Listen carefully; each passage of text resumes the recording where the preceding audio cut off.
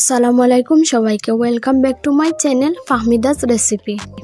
আজ আমি আপনাদের সাথে শেয়ার করব পাউরুটি দিয়ে খুব সহজ একটি বিকেলের নাস্তা। তাহলে চলো রেসিপিটি শুরু করা যাক।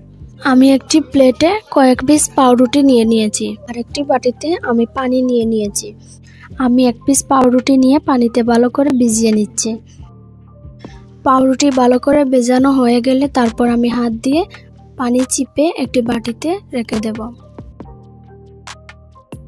এভাবে আমি সবগুলি পাউরুটি পানিতে ভিজিয়ে তারপর একটি বাটিতে তুলে নেব।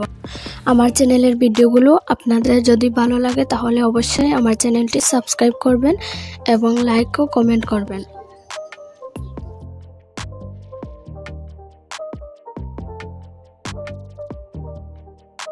আমি একটি সিদ্ধ করা আলু দিয়ে দিচ্ছি। আলুটি আমি আগে থেকে সিদ্ধ করে রেখেছিলাম। দিয়ে দিচ্ছি হাফ কাপ পেঁয়াজ,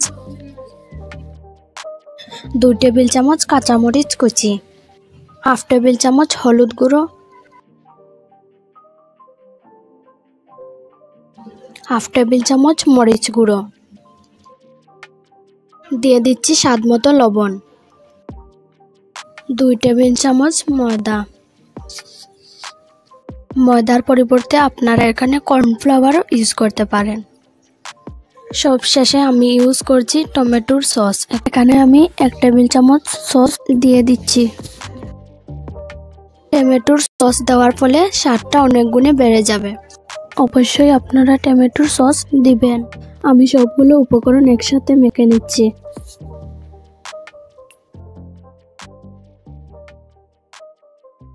সবগুলো উপকরণ মিক্স হওয়ার পর আমি হাতে সামান্য তেল লাগিয়ে নেব।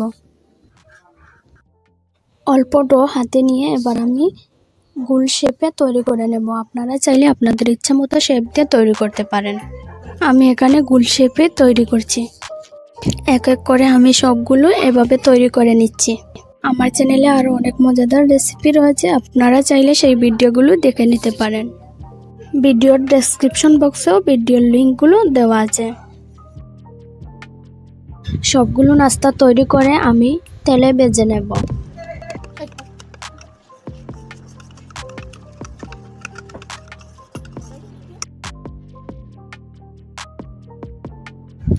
একটি প্যানে তেল দিয়ে আমি তেল গরম করে নিয়েছি। তারপর একটি একটি করে আমি সবগুলো নাস্তা তেলের মধ্যে দিয়ে দিচ্ছি।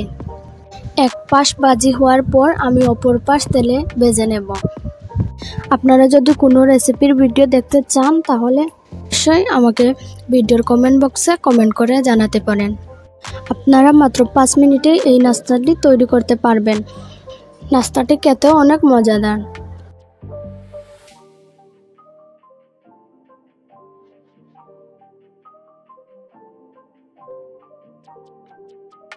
আপনারা অবশ্যই এই রেসিপিটি বাসায় ট্রাই করবেন।